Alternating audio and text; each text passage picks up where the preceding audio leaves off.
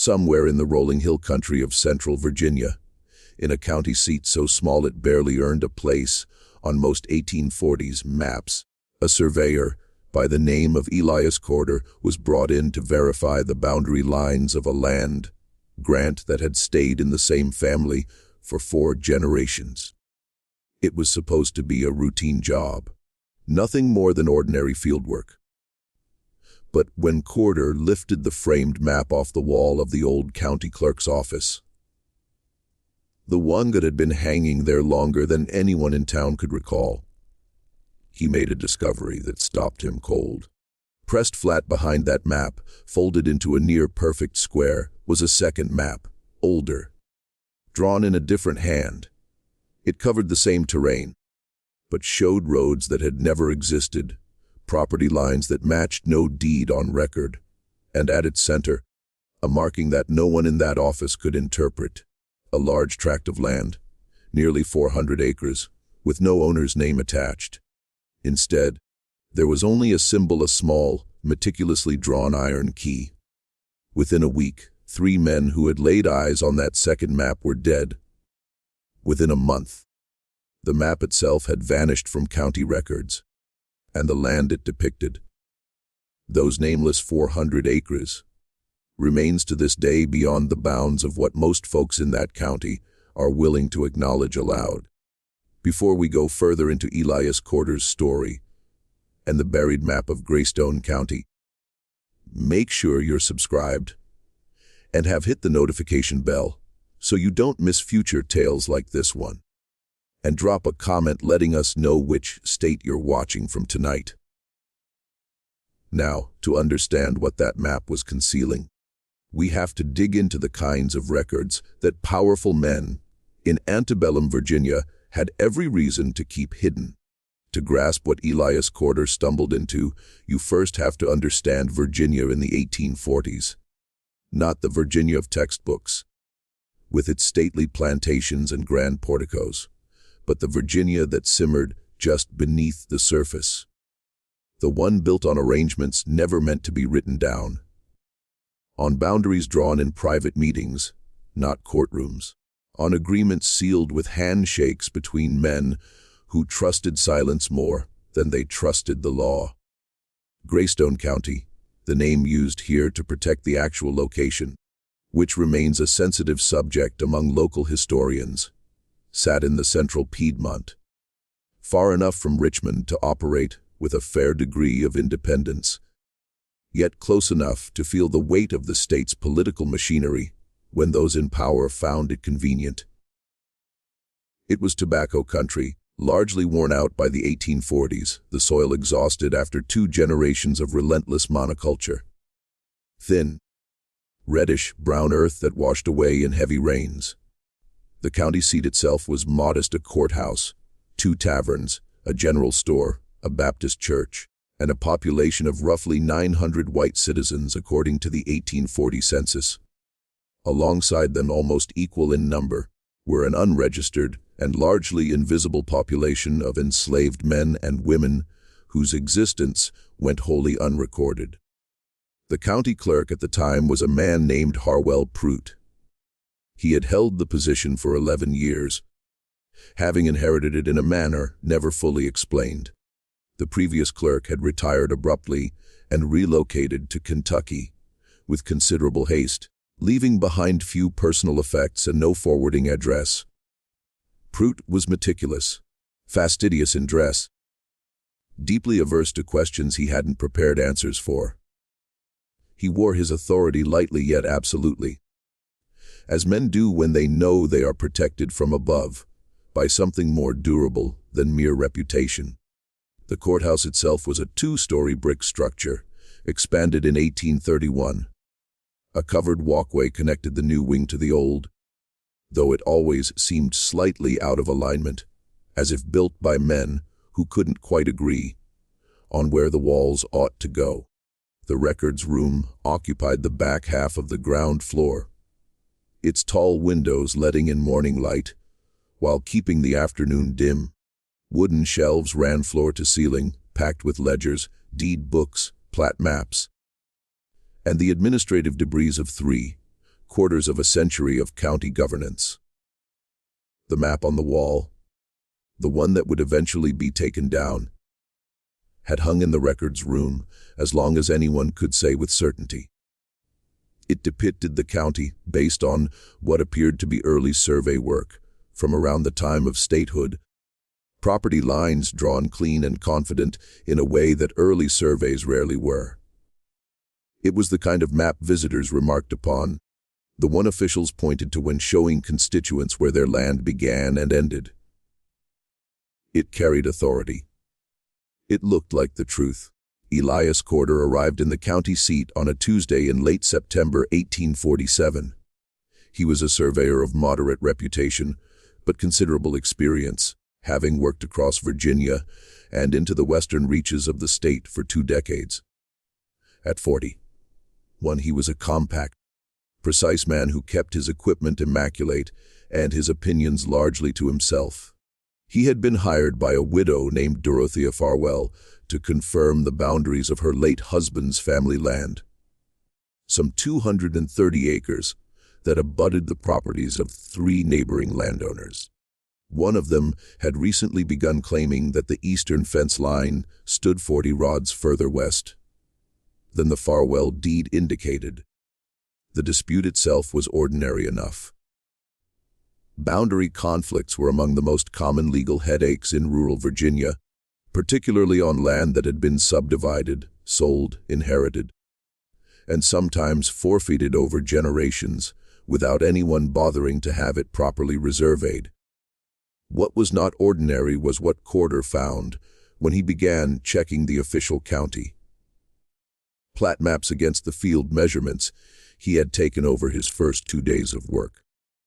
The numbers didn't match, not in a minor way, not the kind of discrepancy you could attribute to instrument error or shifting fence posts. The eastern boundary of the Farwell property, according to the large map on the courthouse wall, ran along a creek bed that Corder's measurements placed nearly 60 rods east of where the map showed it.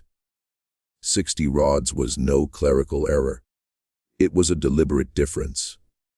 Corder requested access to the records room to examine the original survey documentation. Clerk Prout granted it with a smile that didn't quite reach his eyes. On the afternoon of his second day in the records room, while working at the long wooden table beneath the windows, Corder noticed something about the frame. He had been comparing deed book entries against his field journal when the light shifted. A cloud crossing the sun, or perhaps just the angle of the afternoon. And for a moment, the large map cast a shadow onto the wall behind it, slightly larger than the map itself. Corder thought nothing of it at first, returning to his ledgers. But after a while, in the way an incongruity lodges itself in a careful man's mind, he found himself looking back at the map. The frame was thick, thicker than necessary for simply mounting a map on a wall. The kind of thickness that suggested either excessive craftsmanship or the presence of something behind the visible surface. Corder was not given to dramatic conclusions, but he was a surveyor, trained to notice when surfaces failed to correspond to the structures beneath them. He waited until the clerk's assistant, a young man named Pettis, had gone to fetch water from the well in the courthouse yard. Then he climbed onto a wooden chair, gripped the heavy frame at both upper corners, and lifted. The frame was not attached to the wall.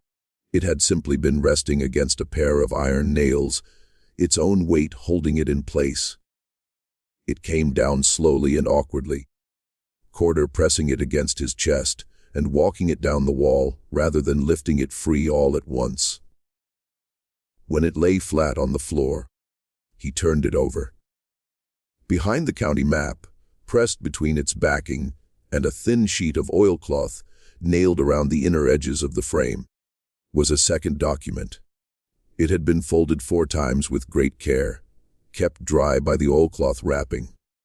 When Corder unfolded it on the table, pressing the corners flat with his palms, he found himself looking at a hand, drawn map of the county's western quarter, older than the one on the wall. The paper had a different texture, a warmer tone, the ink slightly faded but still legible. The draughtsmanship was more careful than the official map. If anything, the lines more precisely ruled, the notations written in a smaller, more deliberate hand. The property lines it showed were different, not dramatically across most of the territory, but significantly so in one specific area of a large, irregular parcel in the western reaches of the county, near where the land rose toward the first foothills of the Blue Ridge. According to this hidden map, that parcel comprised approximately 400 acres, bounded on 3 sides by named watercourses and on the 4th by a road that the official map did not show. And unlike every other parcel on the hidden map, which bore either an owner's name or notation indicating crown or state land, this one was blank except for the symbol at its center, a key, drawn small and precise, with the careful detail of a man who intended it as a mark of specific significance, not mere decoration. Corder sat at that table for a long time, still there, when Harwell Prout himself entered the records room rather than his assistant. The clerk stopped in the doorway, his gaze moving from the map lying face down on the floor to the hidden map on the table, then to Corder. His face did something complicated, moving through surprise and calculation, before settling into a kind of careful stillness. "I see you've been thorough," Prout said. "The frame was resting loose," Corder replied. "I noticed the depth." Indeed. Prout came slowly into the room and stood across the table. He looked at the hidden map for a long moment without touching it. "These old buildings hold all manner of things between their walls. I expect that document has been there since before my tenure." A pause. "Perhaps before my predecessor's tenure. Do you know what the symbol means?" Corder asked. "The key marking." Prout looked at it again. Something moved behind his eyes. "I do not," he said, in the tone of a man who has decided the most effective lie is a very short one. Corder folded the hidden map, placed it at the edge of the table, and made a notation in his field journal. Not of what he had found, but of the time, the date, the light conditions in the room. The kind of notation a careful man makes when he suspects he may later need to account for exactly where he was and what he observed. He left the courthouse that evening and returned to his room at the larger of the 2 taverns. He sat up late, writing a letter to a colleague in Richmond named Solomon Trask, who had surveyed the western quarter of the county some 20 years earlier. He described the hidden map in detail and asked Trask what he knew of any survey work in that part of the county that might have been conducted off the official record. He sealed the letter and arranged for it to be taken to the post road the following morning. He was still asleep when someone entered his room in the night, though he heard nothing. He would later tell his daughter, in a letter written years afterward from another county, that he had woken just before dawn with a strong, unshakable sense that someone had been in his room while he slept. His field journal, which he had placed on the writing table beside his bed, was in a slightly different position. Just rotated a few degrees, the spine no longer parallel to the table's edge, the way it always was when he set it down. The notation he had made in the records room was intact, but the letter he had written to Solomon Trask was gone. Not taken violently, simply gone, the place where he had left it beside the journal empty. The seal he had pressed into the wax, leaving a faint impression in the wood. Solomon Trask never received Corder's letter. Whether it was intercepted before reaching the post road, somewhere along the route, or whether Trask received it and was persuaded, by means he never made explicit, to deny having done so, is a question the surviving record cannot answer. What is known is that when Corder attempted to contact Trask again, through a mutual colleague some weeks later, Trask responded only that he had no correspondence from Corder and no knowledge of any unofficial survey work in Greystone County's western quarter. Trask died in the winter of 1848, 4 months after Corder's visit to the courthouse. The cause was listed as a fever going through Richmond that season. He was 63, in reasonably good health. His wife later told the colleague who inquired that Trask had received a visitor at his home 2 weeks before he fell ill. A man she had not seen before and did not see again, who had come alone and spent nearly 2 hours in Trask's study. Trask had been quiet in the days following, she said. Not his usual quiet, but a different kind, the quiet of a man trying to decide something. The second death was a farmer named Obadiah Lacey, who worked land in the western quarter adjacent to the area shown on the hidden map. Lacey had been in the records room on a routine matter, a question about a road easement. On the same afternoon, Corder had found the hidden map. He had seen it on the table, though it is not clear how much he had read. He died in October 1847, struck by a wagon on the main road through town in what 3 witnesses described as an accident. The driver, from out of county, did not stay for the inquest. The third man was Pettis, the clerk's assistant sent to the well while Corder examined the frame. It is uncertain whether Pettis had seen the hidden map at all. He had not been in the room when Corder pulled it from the frame and had returned to find the clerk and surveyor in what he later described to a cousin as a very still kind of conversation. Pettis died in late November 1847 of causes the county physician certified as consistent with putrid fever. Though he had examined Pettis only once, for less than an hour, and had not been called to attend him in any previous illness, Corder completed his survey of the Farwell property, the original reason for his visit, and submitted his findings confirming the eastern boundary ran where the Farwell deed said it ran. He submitted no official report regarding the hidden map and made no formal inquiry to the county clerk or any other official party. He left Greystone County in early October 1847 and did not return. But he did not simply let the matter drop. Over the following years, in letters to several trusted colleagues and in private notebooks his daughter would eventually donate to a historical archive, Corder assembled what he could of the history of the western quarter.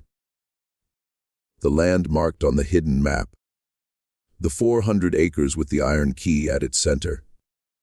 What he found was a history of deliberate silence, records that existed in one ledger but not another, transactions that had been recorded and then apparently unrecorded, a piece of land that appeared in no tax roll, no census enumeration, no deed book, and yet which was clearly occupied, or at least managed, based on testimony from several people who had worked or traveled near it.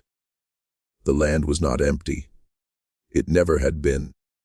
And the reason it bore no name in any official record had nothing to do with clerical oversight. To follow Corder's reconstruction, you have to understand something about how certain kinds of business were conducted in Antebellum, Virginia. There were operations that benefited enormously from the formal protections of law, property rights, contract enforcement, the power of courts to compel compliance, while simultaneously being of a nature that powerful men preferred not to commit to official documents in any specific or traceable way. The solution, in many cases, was to build a parallel architecture of record, keeping documents that existed and were binding among those who held them, but which were kept out of the county registers, out of the deed books, out of any repository subject to outside scrutiny. Virginia had a long tradition of exactly this kind of private legal architecture. The colonial period had established patterns of gentleman's agreement and informal compact that coexisted alongside the formal legal system, not in defiance of it, but woven through it, using official structures where useful and bypassing them where inconvenient. By the antebellum period, this tradition had become, in certain circles, a highly refined practice. Families who had been in Virginia for 4 or 5 generations had accumulated not just land and wealth, but institutional knowledge, a deep understanding of how the legal system worked, and more importantly, where its seams were, where you could press and find it gave way, where the clerk would look, and where he wouldn't, where the circuit court judge would ask questions, and where he understood that questions were not expected of him. The men who built the arrangement Corder had stumbled across were not, by any external measure, lawbreakers. They attended their churches, paid taxes on the land they officially held, served in the legislature and on the county court, and in the vestries of their episcopal parishes. They were the law in many of the ways that mattered, which meant they understood better than anyone how to use the law's own mechanisms to protect what they needed to protect. The iron key symbol, Corder eventually determined, was not unique to the hidden map in Greystone County. He found oblique references to it, never explicit, in correspondence from at least 2 other counties in central Virginia. In each case, the reference appeared in connection with property transactions of an unusual nature, large parcels, substantial sums, and a consistent pattern of the official record, showing the land as either unclaimed or belonging to the state, while private documents, letters, personal accounts, financial ledgers, referred to productive activity on the same land. A colleague in Lynchburg who had done survey work across the central Piedmont told Corder, in a letter written in 1849, that he had once been asked to conduct a private survey, not to be filed with any county clerk, of a parcel in a neighboring county. The man who hired him paid twice the normal rate in cash and requested the survey plat be delivered directly to an address in Richmond, rather than to any local official. The parcel, when Corder's colleague described its location, corresponded almost exactly to a section of land that appeared on the official county map as unclaimed bottom land. The man who hired me, the colleague wrote, was not the sort of man one asks questions of. I completed the work, delivered the plat, and heard nothing more. I have since found it wiser not to inquire. There was one detail in the colleague's letter that Corder underlined twice in his notebook. The man who commissioned the private survey had left behind, in the pocket of the oilcloth case he used to carry the completed plat, a small sheet of folded paper the colleague found only after the man had gone.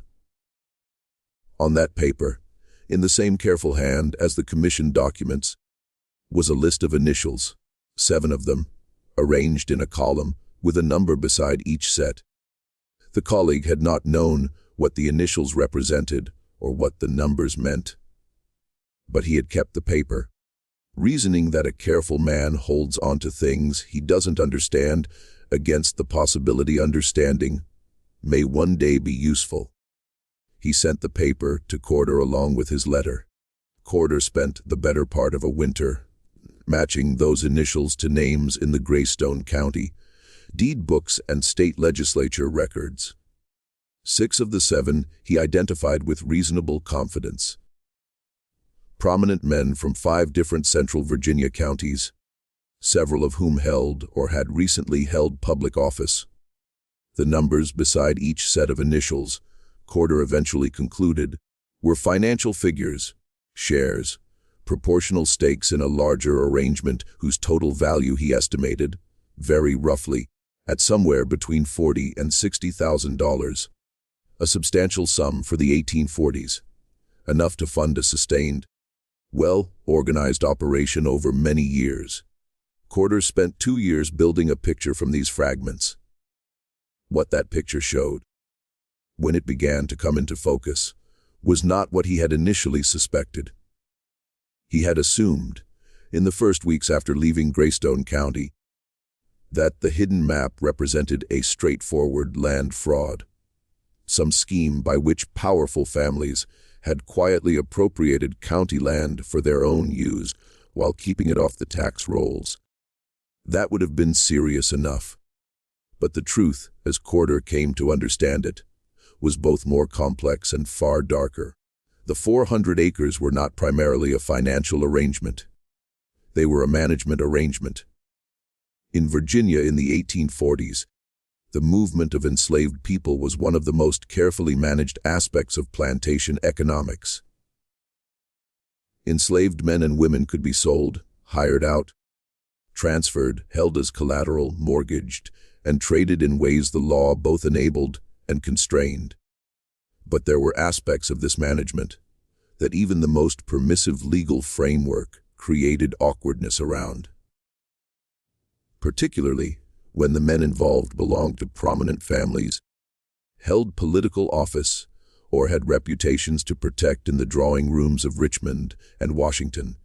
Consider the specific legal complications that could arise from an estate in transition.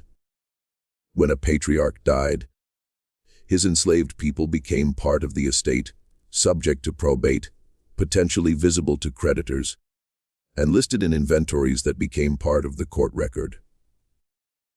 If the estate had debts, creditors could petition for access to its human property. If the will was contested among heirs, the disposition of enslaved people became subject to litigation. If there were mortgages, and there were always mortgages, the plantation economy ran on credit. The mortgagees had legal claims that could, in theory, be pressed. In theory.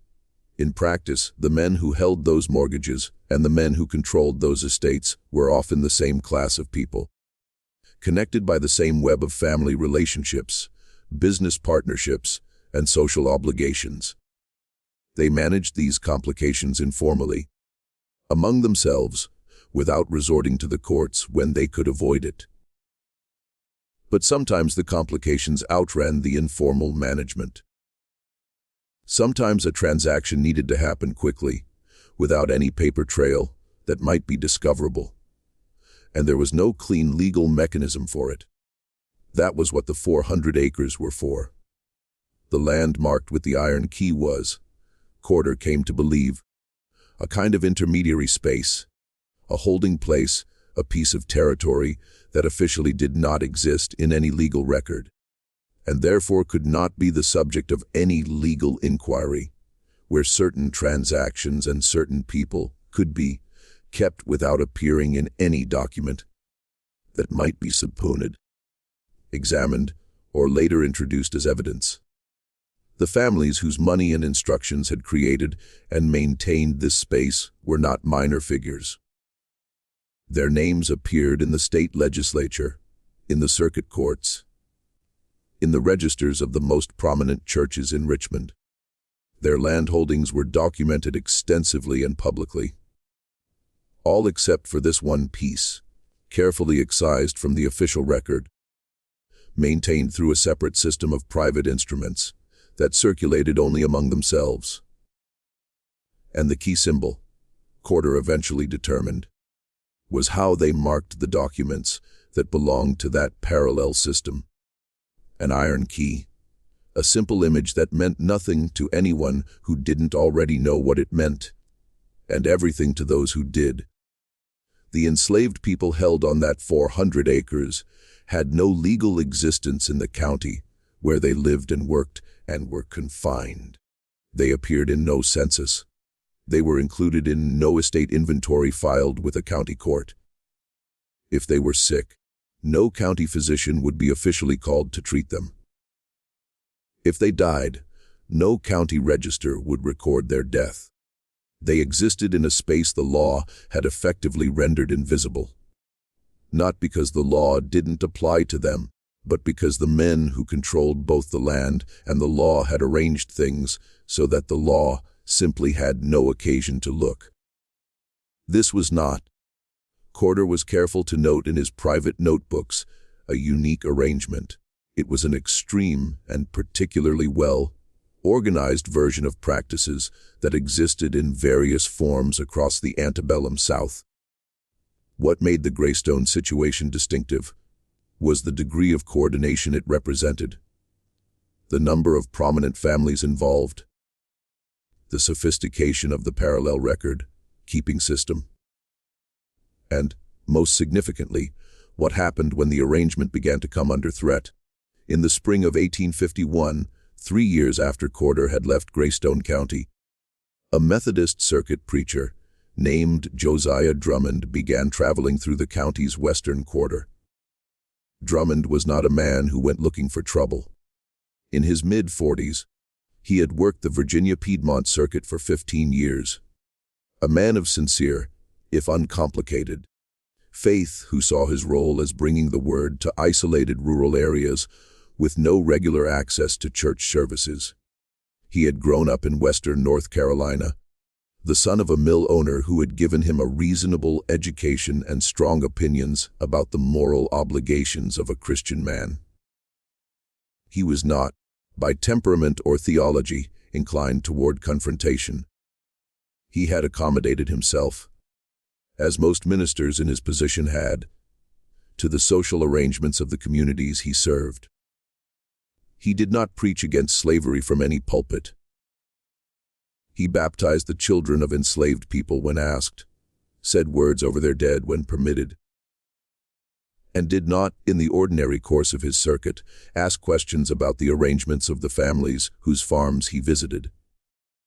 He was, in other words, a man shaped entirely by the pressures of his world, which made what he did in the weeks after his visit to the western quarter all the more remarkable, and in retrospect, all the more costly. What Drummond encountered on a Tuesday morning in May 1851 was something he spent the rest of his life trying to make sense of. He had taken a shortcut, or what he had been told was a shortcut, across a stretch of land in the western part of the county, traveling between 2 farm communities on his regular circuit. The path led him through a section of woods that had been partially cleared. At the edge of the clearing, he came upon a cluster of rough structures, not quite cabins, something smaller and less permanent, along with a garden plot, a well, and perhaps 30 people in various states of occupation, some working in the garden, some carrying water, some sitting in the shade of the larger structure, a few children, several older men and women, mostly younger adults. None showed any surprise at seeing him. Some looked at him with what he would later describe as exhausted caution, the expression of people who have learned that surprise is a luxury they cannot afford. Drummond dismounted. He introduced himself as a Methodist minister traveling between communities, and asked if they had received any ministry recently. The standard opening question of a man in his position. No one answered immediately. An older woman who eventually came forward did so with a deliberate pace, the movement of someone who had learned to be very careful about who she spoke to and what she said. She was perhaps 60, her face carrying the specific combination of intelligence and wariness that comes from a lifetime of reading strangers' intentions quickly and accurately. She told him they had not had any ministry in some time. She did not say how long. Drummond spoke with her for perhaps half an hour, later reconstructing the conversation in his journal, as carefully as he could, aware it was the most significant conversation he had ever had, and also that he had not been prepared for it in any way that mattered. The woman, she did not give her name, a detail Drummond noted and tried not to draw conclusions from, answered his questions about her congregation's spiritual welfare with great care. She said they had prayer among themselves, that there were those who knew Scripture well enough to lead, that they managed in the ways people manage when they have only themselves to rely on. She said this without bitterness and without particular emphasis, simply as a statement of fact. When Drummond asked where he was, which seemed to confuse her in a way he didn't immediately understand, she asked him to clarify, making him realize the question of what county or property this was might genuinely be one she could not answer with certainty. She told him it was Virginia. She told him the land had trees and water, and a road at its far edge that sometimes had people on it. She said these things as if they were the relevant coordinates of the world, which in her circumstances they were. Drummond gave what service he could: prayer, conversation, the practical goods he carried in his saddlebag, and then continued on his way. He debated with himself in the following days about what he had seen and what, if anything, his obligations were. He was not an abolitionist. He was not a political man, by his own account. He was a man who tried to live within the arrangements of his society, while serving his God as best he understood how. But what he had seen nagged at him, not the existence of enslaved people working land, which was not, to his enormous shame, something that struck him as exceptional. What nagged at him was the absence no overseer, no clear property owner, no connection to any named estate or family. These people existed in a kind of administrative nowhere, with no one officially responsible for them, which meant, among other things, no one officially accountable for what happened to them. He wrote a letter to the Methodist Conference in Richmond, describing what he had seen, without speculating on its legal implications, and asked whether the conference had any information about charitable or missionary work in that part of the county. He received a polite reply 2 weeks later, informing him that no such work was currently being conducted. Expressing confidence the people he described were no doubt properly situated on a legally held property and receiving appropriate care. He wrote a second letter, this one addressed to a member of the state legislature, with a reputation for at least nominal concern for the welfare of enslaved people, in the sense of ensuring they were not subject to conditions that might create social disorder. This letter was returned unopened, with a notation that the gentleman was traveling and not receiving correspondence. He wrote a third letter to a newspaper in Richmond. It was not published. In June 1851, Drummond's presiding elder, a man named Augustus Fell, summoned him to a meeting in Charlottesville and informed him, with evident discomfort, that his circuit assignment was being changed effective immediately. He would be moving to a circuit in the far southwest of the state, near the Kentucky border. The reassignment had been requested, Fell told him, by several prominent members of the Methodist Conference who had concerns about Drummond's conduct on his current circuit. He offered no specifics. Drummond went. He was a man who believed in institutional authority, who had spent his life working within structures he had not built and could not by himself dismantle. But before he left, he paid one more visit to the western quarter of Greystone County. The clearing was empty. The rough structures were still standing, but stripped of whatever had been inside. The garden plot had been turned over, the well covered with planks. Whatever had been there was gone. He later wrote in his personal journal, a document that survived in his family and was eventually donated to a Methodist archive, that the speed with which the clearing had been emptied disturbed him more than anything else. It required foreknowledge, he wrote. Someone knew I had written those letters before any of them could have been answered. The only explanation I can conceive is that someone who received one of my communications informed the relevant parties, and those parties acted with an efficiency suggesting they had long anticipated the need to do precisely this. He paused, then wrote, I have no power in this matter. I do not know that any power available to me would be sufficient to the task. I write this so that the fact of what I witnessed will survive. Should the day ever come when surviving is enough. This is the part of the story where most people would expect an investigation to begin. A man of the cloth had written letters, documented what he saw, made his concerns known through official channels. But in Virginia in 1851, the question was never whether someone would investigate. It was who had the power to ensure no investigation ever took place, and whether that power was sufficient. If this story is getting under your skin, if you're starting to understand why certain records go missing and certain men died so quietly, leave us a comment with your theories and let's keep going together. Because the map was still out there, and someone still knew where to find it. The man who connected all of it, the hidden map, the iron key symbol, the parallel record keeping system, and the clearing in the western quarter, was not Elias Corder, though he had come closest. It was a younger man, a lawyer's clerk named Festus Albright, who had grown up in Greystone County, left for Richmond at 18, and returned in 1854 at age 28 to settle his deceased mother's estate. Albright's mother had been the widow of a man who worked the county records office in an unofficial capacity before Prout's tenure. A kind of deputy clerk who handled overflow work during busy periods.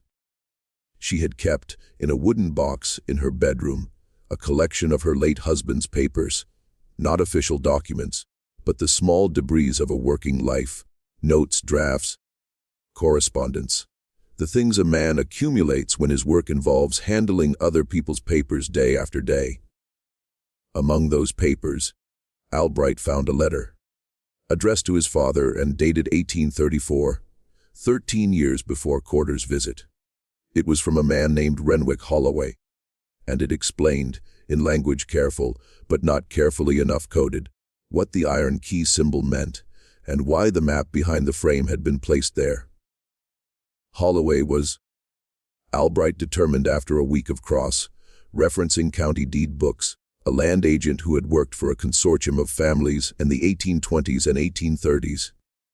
He had been, in essence, the architect of the parallel system, the man who had designed the arrangement by which the 400 acres and several similar parcels in neighboring counties were kept out of the official record while remaining fully functional as managed properties. The letter to Albright's father was Holloway's kind of insurance policy. He was writing it because he had come to distrust the men he worked for. Specifically, he had come to fear that if the arrangement ever came under scrutiny, if any official inquiry reached the point where someone needed to be held accountable, the families would sacrifice him without hesitation. He was not a man of their standing. He had no political protection. He would be the one left explaining documents that carried other men's instructions, but his own signature. He had hidden the map, he wrote, and sent copies of several key documents. The original survey plat, the private deed instruments, the financial records, to a small number of trusted intermediaries, of whom Albright's father was one. He had done this not with any intention of immediate exposure, but as a deterrent the families knew. He had placed these documents in other hands. As long as they understood that destroying him would not destroy the evidence, they had reason to leave him alone. It had worked for a while. Holloway died in 1839 of what the county records called inflammation of the lungs. He was 51. His letter to Albright's father had been written in the winter of 1834, 5 years before his death. Whether that death was natural or assisted by the families he had worked for is a question the record cannot resolve.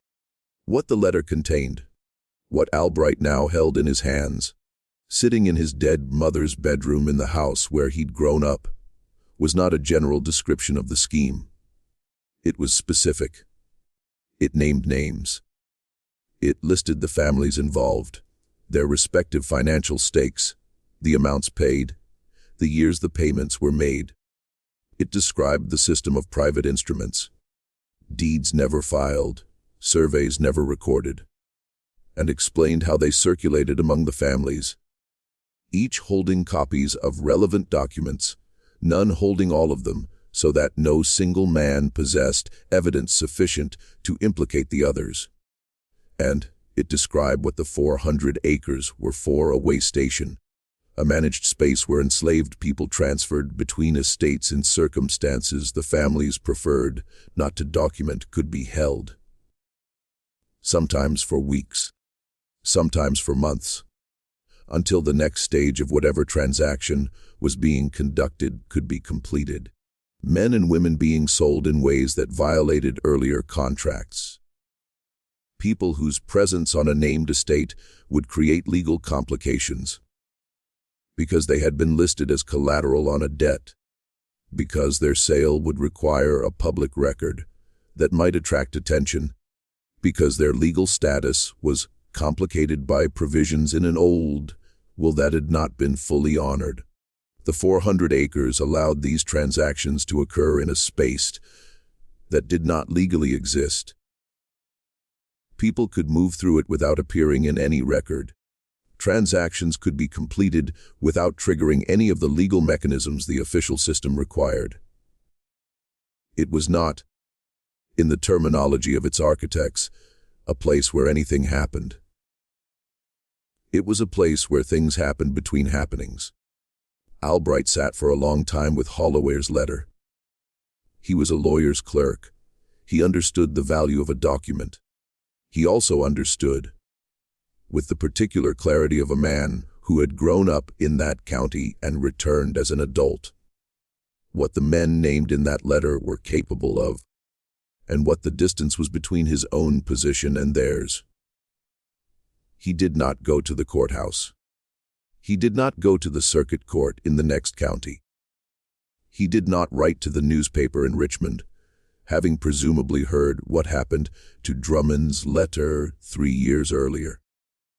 He copied the letter 3 times in his own hand, and sent the copies to 3 separate people, in 3 separate cities, with instructions they were not to be opened or acted upon unless Albright himself failed to contact them within 60 days. Then he went to see Harwell Prout. The meeting between Albright and Prout was never directly documented, but its outcome is recoverable from circumstantial evidence. Within 2 weeks of Albright's return to the county, the boundary dispute that had brought him there, his mother's estate, was resolved entirely in his favor without litigation, by quiet agreement among the affected parties. Within a month, Albright had left the county and returned to Richmond, taking a position with a law firm notable mainly for having no connections to Greystone County or its prominent families. He never wrote publicly about what he had found. He never filed any legal action. He never sent the copies of Holloway's letter beyond the 3 recipients who held them as insurance. But he kept his own copy.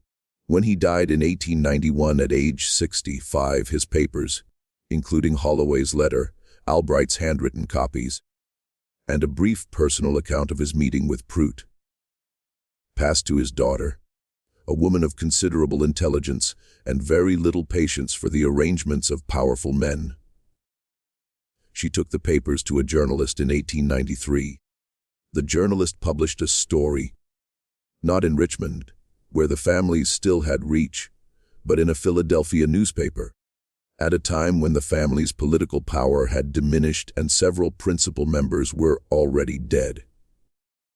The story ran in 3 installments, named the families involved, and reproduced substantial portions of Holloway's letter. The response in Virginia was predictable denial, a few heated letters to other newspapers, and a silence that gradually thickened into the kind of settled historical, forgetting that powerful institutions are very good at maintaining. No one was prosecuted, no legal action was taken. The families whose names appeared in Holloway's letter, or their surviving descendants, issued no public statements. And the map itself, the hidden map Elias Corder had pulled from behind the frame in 1847, was never recovered. When the county records room was reorganized and its holdings transferred to a newer facility in the 1880s, the large map from the courthouse wall was cataloged and moved. The frame was discarded. Whether the hidden map had already been removed by someone acting on the family's instructions, or by some other party in the 40 years between Corder's visit and the reorganization, no record shows. It was simply not there. Just when we thought the worst of it was contained in a single county, in a single set of documents. The deeper you go into this story, the more you realize what happened in Greystone wasn't an aberration. It was a system. And systems don't leave clean endings. If this story is giving you chills, share it with a friend who loves dark mysteries. Hit that like button to support our work, and subscribe so you never miss a story like this. Let's find out together what happened to the land and to the people who were never supposed to be recorded. The 400 acres in the western quarter of Greystone County were eventually absorbed into neighboring properties after the Civil War. The legal mechanisms by which this occurred are, characteristically, somewhat obscure. A combination of adverse possession claims, state land grants during Reconstruction, and the kind of quiet transaction that occurs when no one with standing to contest it is in a position to know they should. The rough structures Drummond found in 1851 had long since collapsed or been dismantled. The well was filled. The garden plot had returned to scrub, then young-growth timber. By the 1880s, a man walking that land would have found little to suggest it had ever been anything other than overgrown Piedmont forest. Second, growth oak and hickory coming back where the light was good. Elias Corder died in 1879 in a different state, having never returned to Greystone County and never made public any of his findings. His private notebooks, the ones his daughter donated to a historical archive, contain the fullest surviving account of what he saw and reconstructed. They are careful, precise documents, written in the same methodical hand he used for his survey field journals. At no point do they speculate beyond what the available evidence supports.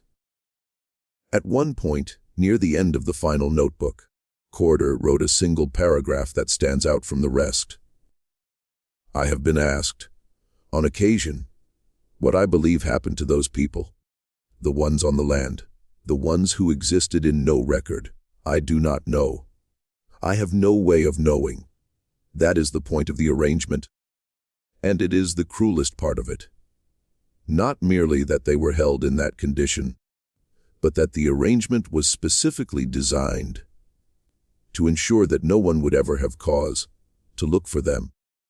You cannot investigate a disappearance that has not been officially acknowledged as a disappearance. You cannot account for lives that were never counted in the first place. He wrote nothing more on the subject after that paragraph.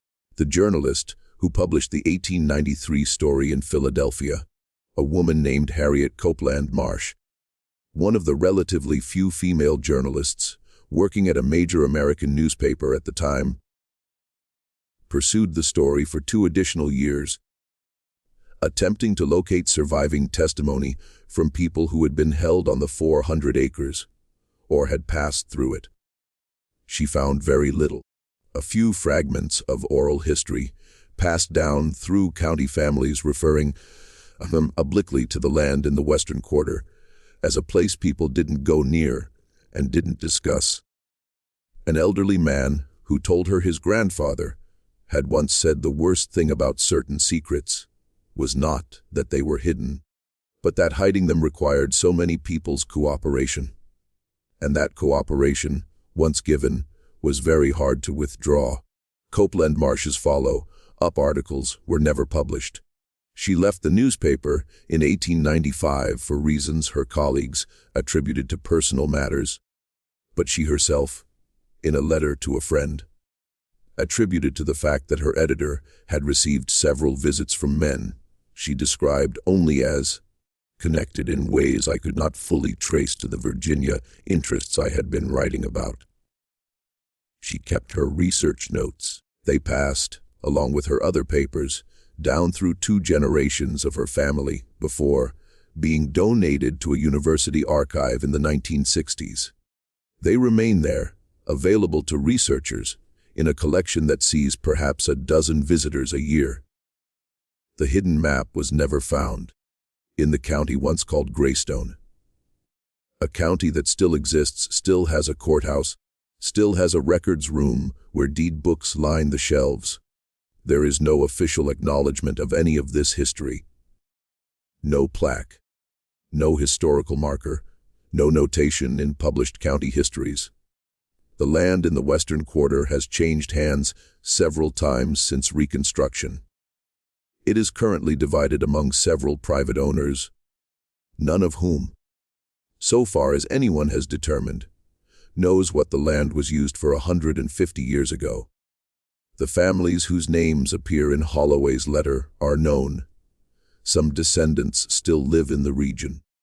Whether any of them know what their ancestors built and what it was used for is not a question history has found a way to answer. What history has found?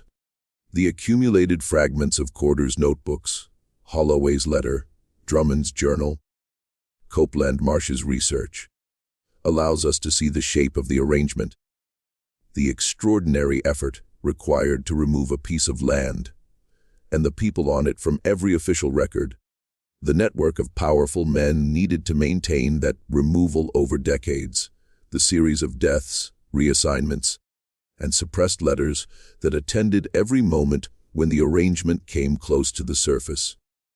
And at the center, always, that symbol on the hidden map, the iron key, meaning this door opens from the inside only by those who already hold the key.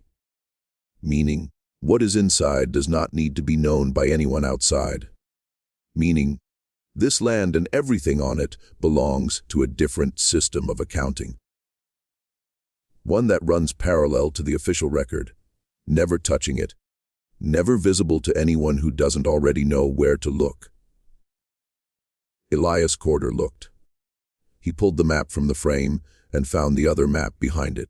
He saw what it showed, understood enough of what it meant to spend the next 3 decades quietly documenting it, and not quite enough to know what to do with what he found. That is the thing about certain hidden histories.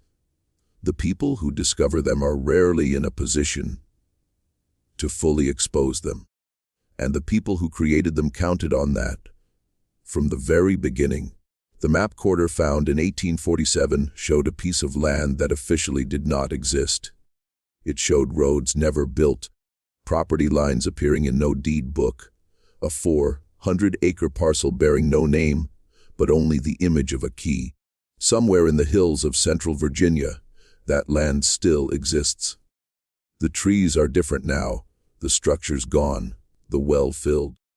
But the land is still there, still bounded by the same watercourses Holloway's survey identified, still rising toward the same distant ridge of the Blue Ridge that the people who lived on it could see from the edges of the clearing. They left no record. That was the whole point. But we know, in the fragmentary, incomplete, always insufficient way history ever knows anything, that they were there. This mystery shows us something that goes far beyond one county in Virginia, or one hidden map, or one surveyor who happened to notice a frame thicker than it needed to be. It shows us how deliberately and skillfully certain truths can be buried, not by accident, not by the simple passage of time, but by people who understood exactly what they were doing and had every resource they needed to do it well. What do you think of this story? Do you believe everything was revealed? Or is there more buried beneath those Virginia hills that no one has yet managed to pull into the light? Leave your comment below. We read every single one. If you want more stories like this, stories that dig into the hidden places of American history, into the things never meant to be found.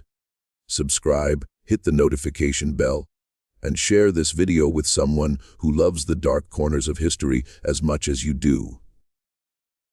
We'll see you in the next one.